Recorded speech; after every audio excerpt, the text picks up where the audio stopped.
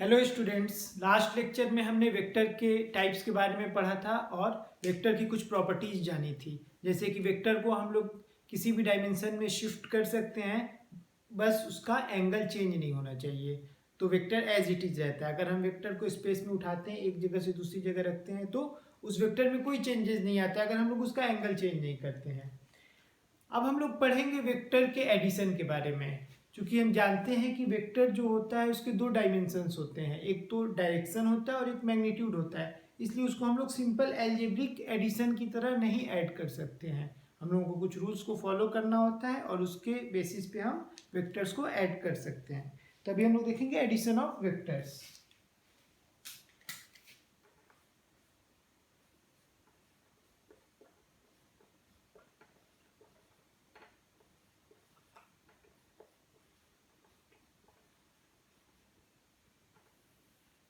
Addition of vectors में हम लोग तीन तरह से वेक्टर को थ्री मेथड सीखेंगे जिससे हम लोग वेक्टर को ऐड कर सकते हैं। पहला मेथड है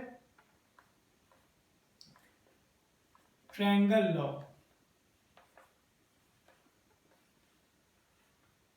सेकेंड है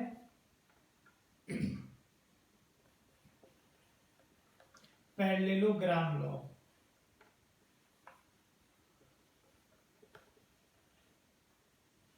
और थर्ड है polygon.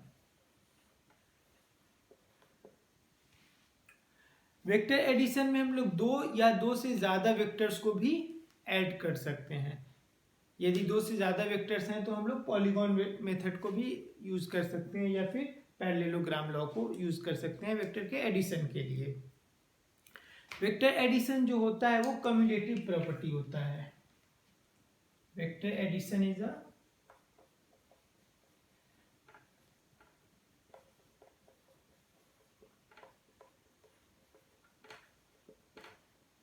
Cumulative property, commutative property होती है। इसका मतलब ये होता है, यदि हम A vector plus B vector करते हैं तो वो B vector plus A vector के इक्वल होता है। यानी कि इसमें ऑर्डर मैटर नहीं करता है। ए को बी के साथ ऐड करो या बी वेक्टर को ए के साथ ऐड करो, जो हमारा रिजल्टेंट आने वाला है वो सेम आएगा दोनों ही केसेस में। इसलिए इसमें ऑर्डर मैटर नहीं करता है। अब हम लोग पहला लॉ जो होता है ट्रायंगल लॉ वो देखेंगे, उसके अकॉर्डिंग हम लोग वेक्टर का एडिशन कैसे कर सकते हैं।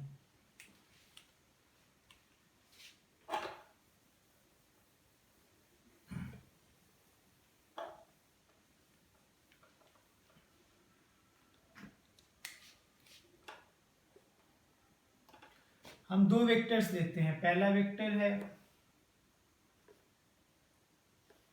ए वेक्टर और दूसरा वेक्टर है हमारा बी वेक्टर।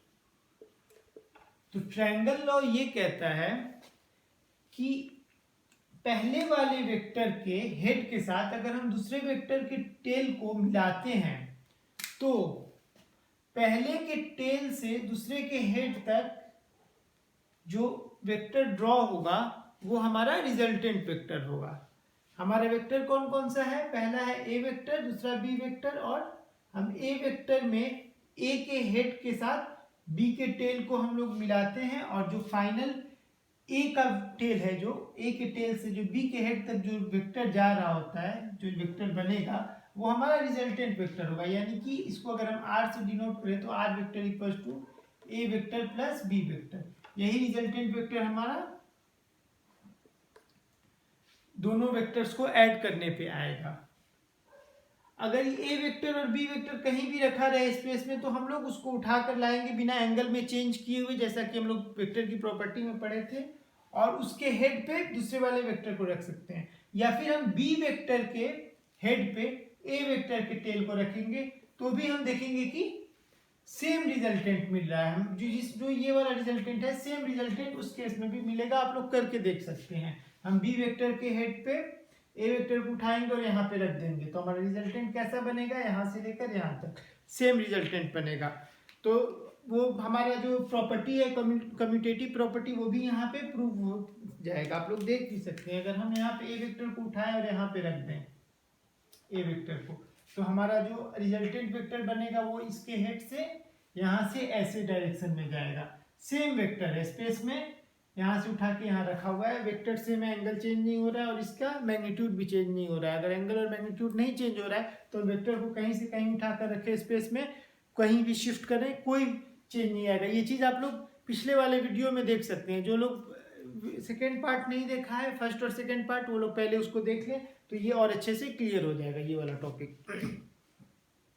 अब हम लोग देखते हैं कि वेक्टर एडिशन हम लोग कैसे कर सकते हैं। आप लोग ज्योमेट्री में ऑलरेडी पढ़ चुके होंगे राइट एंगल ट्रायंगल का हम लोग हाइपोटेन्यूज कैसे निकालते हैं, बट ये राइट एंगल ट्रायंगल नहीं है, लेकिन हम लोग इसको बनाने की कोशिश करेंगे राइट एंगल ट्रायंगल, और उसके बेसिस पे ये वैल्यू निकालेंगे। देख लेते हैं, हम मानते हैं कि ये वेक्टर और इस वेक्टर के बीच में एंगल क्या है। एंगल कौन सा होगा? एंगल मैंने बताया था, या तो हेड को ऐड करेंगे हम लोग, हेड से हेड को मैच कराएंगे, इसके हेड से इसके हेड को, या फिर दोनों के टेल को मैच कराएंगे दोनों वेक्टर्स के, और उनके बीच में जो एंगल आएगा वही एंगल वेक्टर्स के बीच का एंगल होता है, ना कि ये वाला एंगल या ये वाला एंगल होगा। ये हेड और टेल का कॉम्बिनेशन है, ये एंगल नहीं होगा। अगर इस वेक्टर को उठाते हैं ऐसे यहाँ पे लाते हैं, ये जो वेक्टर बनेगा इसका टेल इसके टेल पे रखते हैं, तो ये जो एंगल बनेगा यही एंगल दोनों वेक्टर के बीच का होगा। तो इस एंगल को हम मान लेते हैं कि ये एंगल थीटा है। ये एंगल थीटा है, तो क्या हम इसकी वैल्यू निकाल सकते हैं? अगर ये एंगल थीटा है तो हम इस वाले पार्ट की वैल्यू निकाल सकते हैं। इसकी वैल्यू कितनी आएगी? B cos theta, B cos theta. और इस वाले पार्ट की वैल्यू क्या होगी? B sine theta. आप देख सकते हैं निकालकर, साइन थीटा की वैल्यू क्या होती है? B by H. Sine theta की वैल्यू बी बाई एच। तो आप उससे निकाल कर देखना, ये वाली वैल्यू आएगी।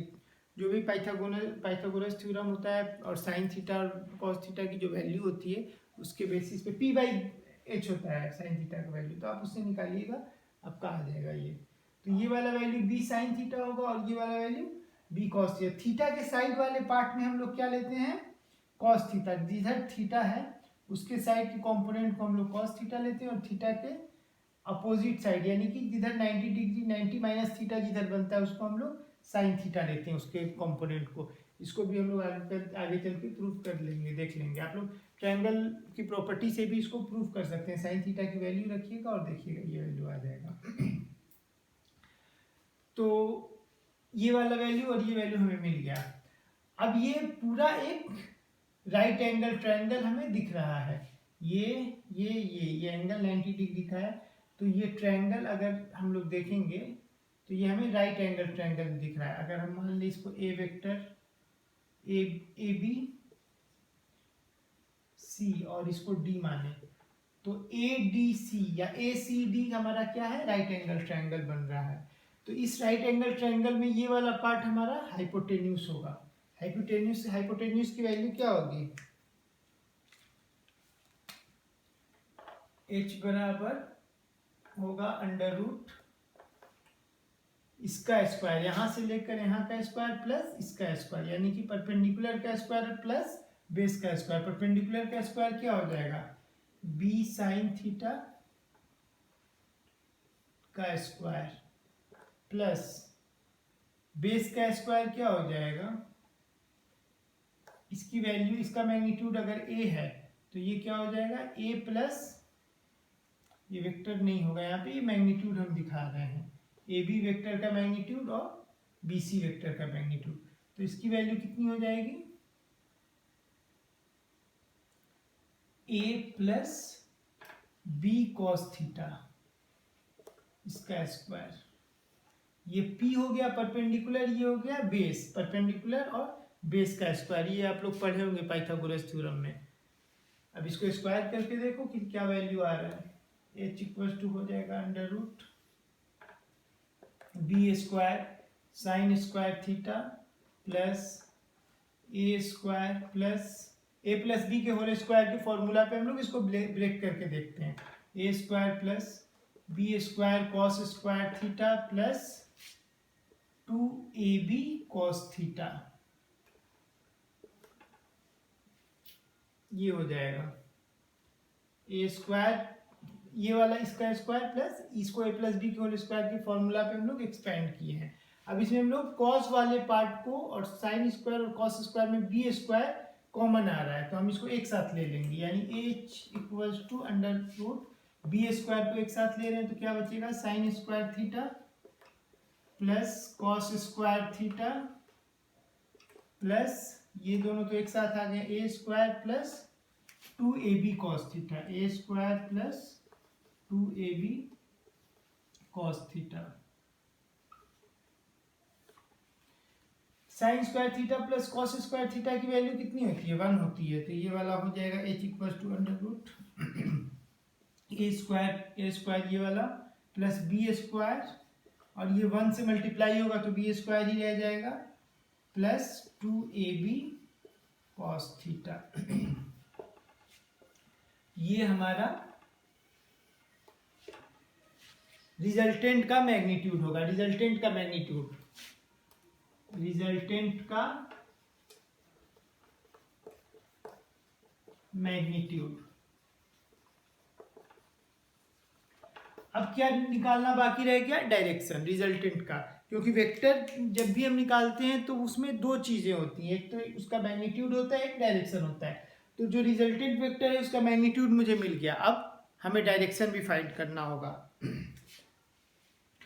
डायरेक्शन फाइंड करने के लिए अब देखेंगे हम लोग क्या कर सकते हैं, इसको मिटा देना।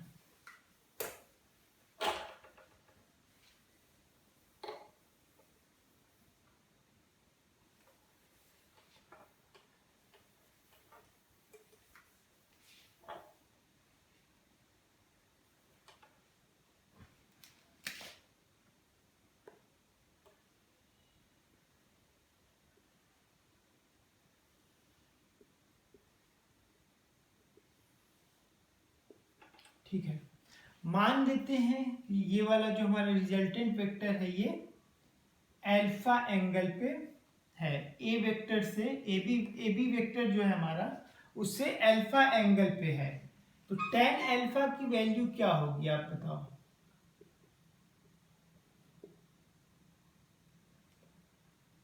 ये ए वेक्टर हो जाएगा और ये बी वेक्टर मान लेते हैं। tan अल्फा की वैल्यू क्या हो जाएगी, tan alpha tan theta equals to perpendicular upon base, इस अल्फा के लिए परपेंडिकुलर क्या होगा, b sin थीटा होगा, और इसके लिए बेस क्या होगा, a plus B cos theta. यही एंगल हो जाएगा इस वाले वेक्टर का। तो हमें मैग्नीट्यूड पता चल गया, एंगल पता चल गया, यानी डायरेक्शन, मैग्नीट्यूड और डायरेक्शन पता चल गया, यानी कि ये कंप्लीट वेक्टर बन गया। तो कंप्लीट वेक्टर के लिए हमें दो वैल्यूज फाइंड करना था, मैग्नीट्यूड और डायरेक्शन, तो इस मेथड से हम मैग्नीट्यूड प्लस डायरेक्शन निकाल सकते हैं। अब हम लोग एक एग्जाम्पल करेंगे।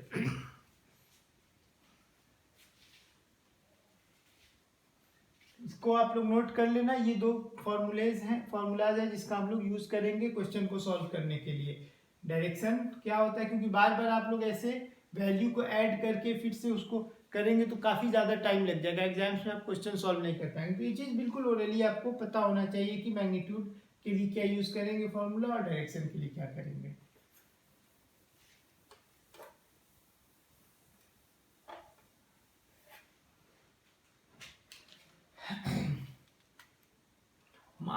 क्वेश्चन ये है,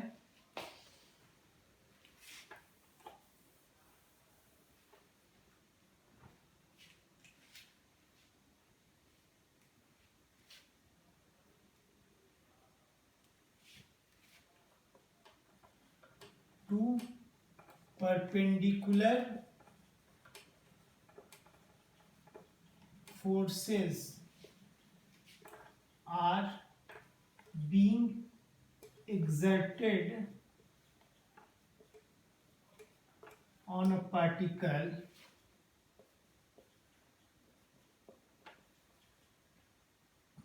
perpendicular to each other.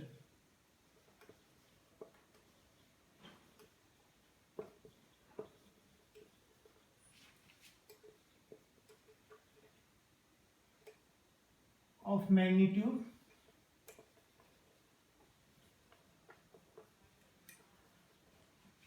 3 Newton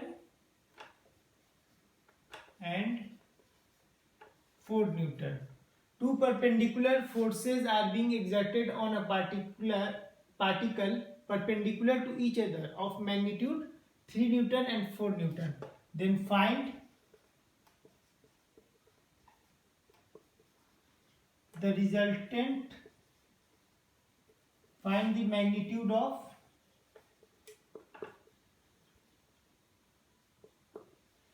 resultant force and also its direction.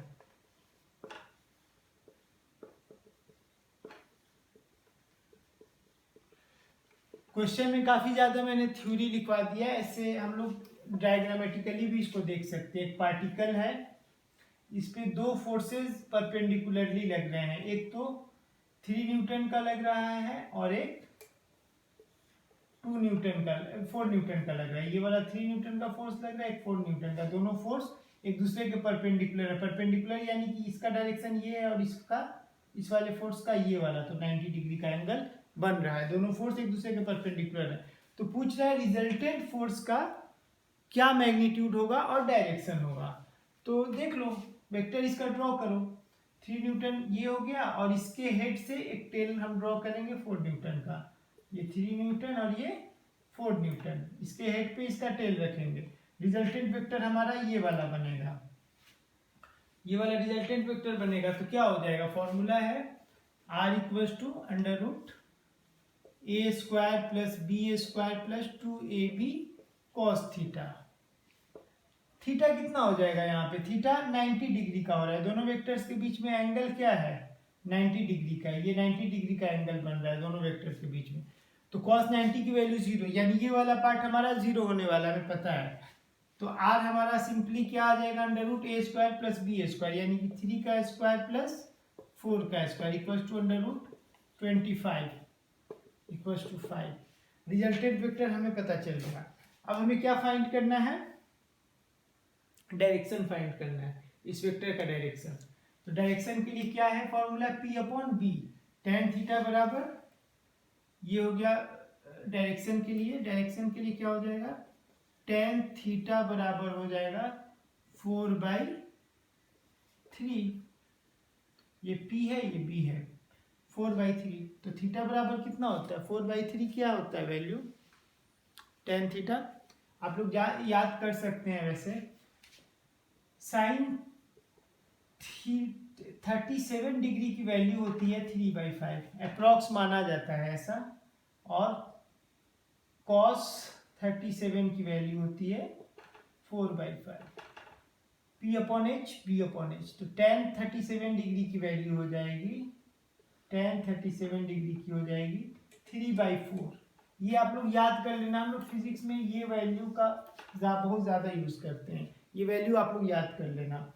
तो यहाँ पे tan थीटा बराबर 4/3, यानी थीटा बराबर tan इनवर्स 4/3, यानी कि अप्रॉक्स 37 डिग्री का एंगल आएगा पहले वाले वेक्टर से, 3 न्यूटन वाले वेक्टर से 37 डिग्री के एंगल पे रिजल्टेंट वेक्टर होगा हमारा। ये आंसर हो जाएगा। That's all. नेक्स्ट लेक्चर में हम लोग आगे दूसरे मेथड्स को पढ़ेंगे और उससे रिलेटेड भी कुछ एग्जांपल्स करेंगे। Thank you.